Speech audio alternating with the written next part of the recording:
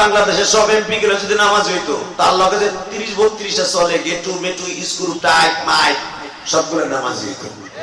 কথা বল না কেন? বেড়াই যে কিন্তু পড়ছে রে কয়জান, আমি আজকে অশুভ সব প্রোগ্রাম বাদ।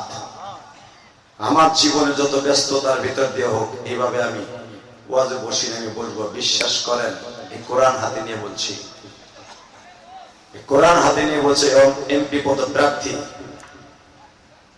উনি লাস্ট ফিনিশিং এ কাঁদতে কাঁদতে ওনার চোখ ফুলে গেছে, এবং ওনার কান্না দেখে শ্রোতারও কাঁদছে। ওনার সাথে যে 14-15 জন আইছিল সেগুলোও কাঁদছে। উপকার কি হয়েছে জানেন? যাওয়ার সময় আমার বলে গেছে, আমি আপনার মাদ্রাসায় যাব, আপনার সাথে পার্সোনাল আমি দেখা করব। বিল্লাহি তাকবীর। আমার জীবনে কোন ওয়াজে আল্লাহ আমারে কান্দায় নাই। আমি কেন কাঁদছি, কি জন্য কাঁদছি তাও জানি না। মেরে ভাই দোস্ত বুজুর্গ, কোন ওয়াজের কথা কার অন্তরে লেগে যাবে কেউ জানে না।